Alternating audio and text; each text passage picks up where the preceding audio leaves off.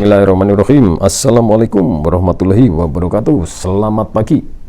Halo sobat YouTube yang saya cintai dimanapun kalian berada. Ketemu lagi dengan saya, teknisi baju biru. Pada kesempatan kali ini saya akan berbagi pengalaman tentang suatu alat. Apa ini coba? Di dalam kardus dituliskan digital multimeter. Seperti apa di dalamnya? Apakah memang multimeter? Kita coba buka kardusnya, kita ambil. Ini alat sudah sekitar 3 tahun awet, karena memang saya hati-hati, saya wet saya buat awet. Ini ada standnya. Alat ini dalam kardus tadi dituliskan digital multimeter, akan tetapi di dalamnya di sini ternyata hanya alat ukur kapasitor. Walaupun di kardusnya dituliskan digital multimeter, tetapi di sini skala yang ada hanyalah skala untuk pengukuran kapasitor. Jadi menurut saya namanya jangan digital multimeter, tetapi kapasitansimeter, karena hanya untuk mengukur kapasitas suatu kapasitor. Di sini ada probe merah dan hitam. Ini sebetulnya sama saja, bolak-balik nggak masalah. Ini ada saklar pemilih. Kemudian tombol kuning ini adalah tombol untuk nyalakan lampu hanya sebentar. Ini hole untuk mengunci, kemudian ini untuk adjustment. Karena alat ini hanya untuk mengukur kapasitor, maka bagi sobat YouTube, bagi panjenengan sedoyo, panjenengan semua yang hobi uprek-uprek, yang hobi servis kipas angin, ya. Kalau kipas angin itu biasanya kapasitornya, kalau kipas angin yang kecil-kecil itu ya, modelnya yang seperti ini, mulai dari 1,5 mikro sampai 3,5 mikro, bahkan ada yang 4,5 mikro, itu pakai kapasitor yang model seperti ini. Jadi kalau mau servis kipas angin, misalkan muternya pelan atau bahkan tidak muter, yang pertama kali dicek adalah kapasitornya. Lah alatnya ya yang seperti ini. Ini khusus untuk mengukur kapasitor. Untuk contoh yang lain seperti ini. Ini adalah kapasitor bekas mesin cuci 2 tabung. Pada kapasitor mesin cuci ini kan jadi 1 4 kaki ya. Jadi yang satu ini 11 mikro, yang satunya ini 3 mikro, yang satu untuk pengering, yang satu untuk mesin pencucinya. Untuk mengukur kapasitasnya berapa ya pakainya alat seperti ini. Kalau nggak punya alatnya gimana, kan nggak akurat untuk mendeteksinya. Mau bilang kapasitornya lemah, maka kapasitornya habis, tapi kita nggak punya mengukurnya gimana, cuman di short kayak gini ya. Kalau di short sekali padahal hilang kan ya, terus nggak bisa lagi ya. Paling tepat menggunakan alat, karena alat ini mempermudah pekerjaan kita mendeteksi kapasitor, sehingga pekerjaan kita untuk troubleshootingnya bisa lebih cepat dan tepat. Alat ini mempunyai ring yang sangat lebar, jadi skala pengukurannya lebar, mulai dari ukuran PF itu picofarad yang kecil-kecil, ini seperti ini. Kapasitor yang kecil ini sudah bisa terbaca, bahkan sampai ke kapasitor yang besar, misalkan 200 mikro, 100 atau berapapun, ini kan maksimalnya sampai 2000 mikro. Alat ini sudah mewakili, sudah mengcover, sudah bisa untuk mengukurnya.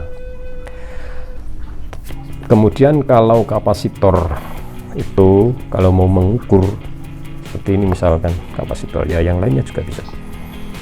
Untuk keamanan dan keawetan alat ini, yang paling perlu diperhatikan, yang paling penting adalah kapasitor itu kan untuk menyimpan muatan listrik.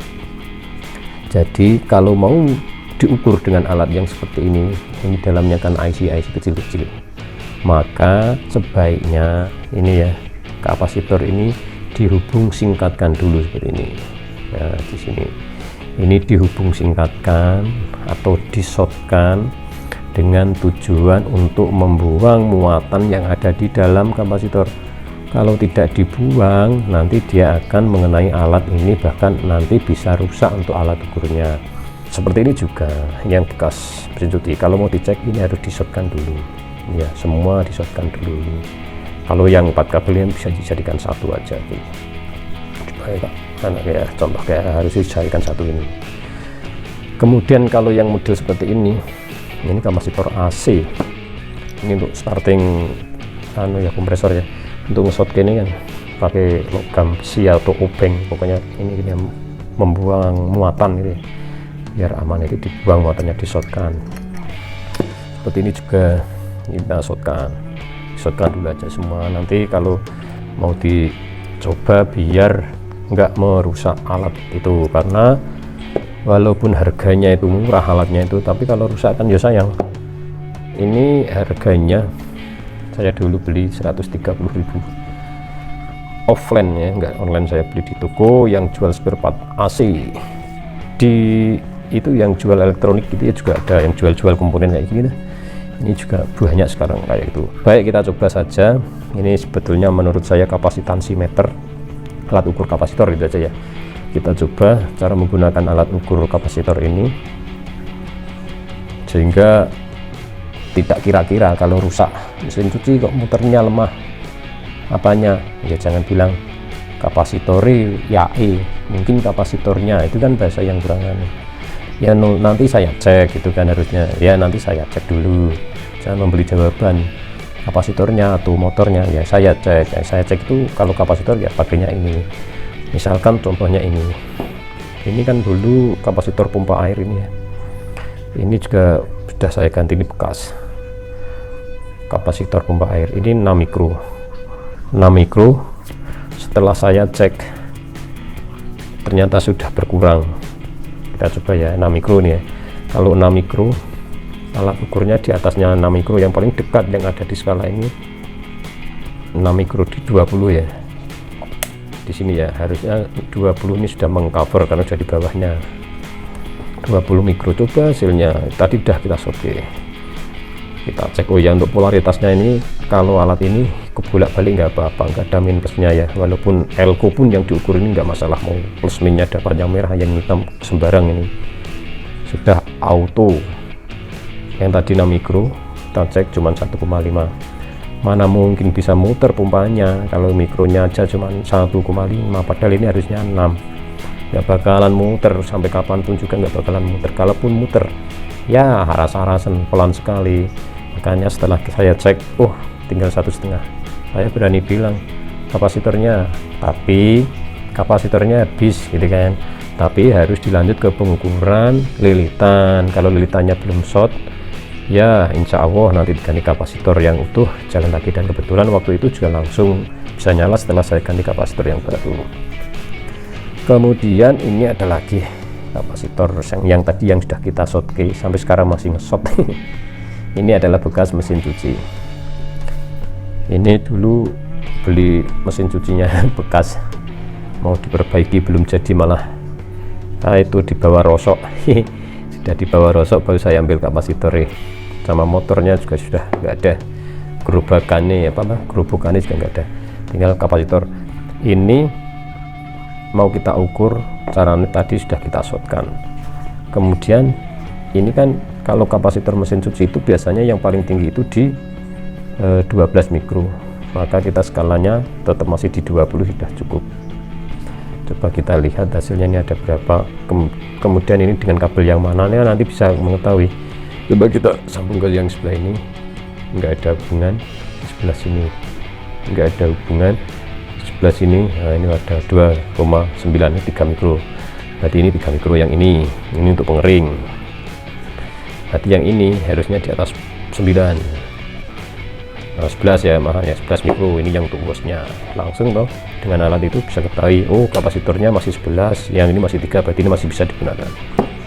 Misalkan untuk kapasitor yang besar ini, misalkan mau servis AC ini 50 mikro, AC 2 PK, nggak nyala kompresornya, ya kita cucuk, langsung kita ambil ini dulu kapasitornya, kita cek dulu 50 mikro. Ini skala yang paling dekat dengan 50, di atasnya di sini di 200 mikro, langsung kita shotkan. Oh tadi sudah di shot ya, yang hitam dapat mana bebas, ini bolak-balik nggak apa-apa. Ini terbaca 50 mikro masih utuh, kita balik. Yang hitam dapat sini, sekedar mencoba ini, tak balik sama 50 mikro, berarti ini masih utuh. Memang utuh, ini baru masih baru. Kemudian yang bekas saja, ini saya punya yang bekas sama, ini juga untuk AC2BK 50 mikro. Ini tadi sudah di shortkey belum ya, tak shortkey dulu pakai logam. Masih berapa ini kapasitasnya? Oh sama, masih utuh 50. Coba kita balik. Oh sama 50, berarti ini masih bisa digunakan elko kapasitor itu. Kemudian kalau kita mau mengukur elko, ini padahal ini berpolaritas, ada plus ada min, tetapi dengan alat ini nggak usah dibolak-balik, sama aja hasilnya. Ini mikronya berapa ini? Mau mengukur kapasitor ini, oh bentar, ini 4,7 mikro. Kalau 4,7 ya di 20, di atasnya yang paling dekat 20. Oh ya, ini ya, ini yang positif, yang merah ini saya dapatkan ke negatif, yang hitam dapatkan positif. Nilainya berapa? 4,6, masih utuh. Saya balik ya, ini ya, yang hitam dapat sini ya, ini ya, yang merah dapat sini ya. Berapa hasilnya? Sama kan, 4,6, nggak ada polaritasnya, nggak masalah kan. Berarti ini untuk alat ini bisa otomatis, jadi bolak-balik nggak masalah. Kemudian apabila kita suatu saat servis untuk, oh ya ini maaf, yang paling kecil tadi ada ukuran PF, kelihatan enggak angkanya? PF picofarad, itu 101 100 PF. Coba kita ukur yang 100 PF, ini di skala yang paling kecil 200 PF paling kecil, dia akan membaca berapa? 100, yang 100 PF terbaca 134, ya masih toleransi lah, berarti ini masih bisa nih kapasitornya, masih bisa. Coba ini yang satu lagi, ini sama 100 apakah 130-an? Oh iya, berarti sama, memang ada toleransinya. Jadi itu bagi Anda yang sobat YouTube yang hobi ubrek-ubrek yang hobi servis, tentunya alat ini sebaiknya Anda miliki, karena untuk membantu mempercepat pekerjaan kita untuk troubleshooting, dan khususnya untuk pengecekan kapasitor biar lebih akurat. Kemudian saya contohkan, misalkan ini yang tadi ya, yang misalkan ini tadi yang ada 2,9 mikro tadi, 2,9, coba tadi mana? Oh ini belum dipindah, yang 2,9 mikro tadi lah ini ya. Ini kan tentunya kurang kuat kalau 2,9 kalau untuk pengering itu sebaiknya minimal itu 4 mikro. Jadi kalau 24 atau 5, kalau 29, kemudian kita punya satu lagi yang ini tadi yang 1,5, tapi tadi berapa ya yang 1,5 ini? Tak ukur dulu, 1,5, oh 0,8 atau yang ini saja. Ini tadi kan 1,5 ya, 1,5, ini 3, 2,9 kita anggap 3, ini 1,5. Kalau ditambah berapa? 3 tambah 1,5 harusnya 4,5. Kalau 4,5, kalau untuk menghidupkan pengering mesin cuci 2 tabung itu sudah cukup, masih bagus ya. 4,5 kuala. Kalau ini kan cuma 3, kurang kuat, tentunya putarannya pelan ya. Terus ditambah ini misalkan harusnya 3 ditambah 1,5, harusnya ada 4,5 mikro. Tapi kan ini ya digandeng, ini ya di kopel, tapi kita cek dulu apa ada 4,5 ya kan, 4,4, anggap saja 4,5. Ini cara seperti ini bisa kita gunakan ya, bisa kita pakai untuk menambah kapasitansi kapasitor ini. Jadi kita paralel gini ya, jadi 2 kapasitor sebetulnya ini. Nah, ini bisa kita gunakan. Ini kondisi-kondisi tertentu apabila kita servis jauh dari toko elektronik, jauh dari rumah, itu kan kebetulan kapasitornya nggak bawa yang utuh, kemudian adanya ini untuk nambahkan, nggak masalah. Yang penting nanti bisa kenceng lagi puternya, itu kan untuk mengakalinya seperti itu. Itu yang untuk penggunaan alat ukur kapasitor beserta caranya ngakali jumper gini apabila kondisi tertentu kita dibutuhkan untuk mencari kapasitor pengganti, itu di model kayak gini nggak apa-apa, termasuk yang kapasitor ini juga bisa ditambahkan di sini, di paralel di sini juga bisa untuk menambah nilai kapasitansinya. Demikian video saya yang durasinya agak panjang, mohon maaf atas segala kekurangannya, mudah-mudahan ada manfaatnya.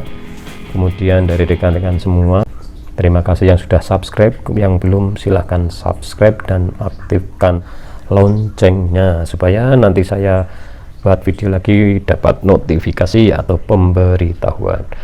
Demikian video saya kali ini, saya akhiri. Assalamualaikum warahmatullahi wabarakatuh. Selamat pagi.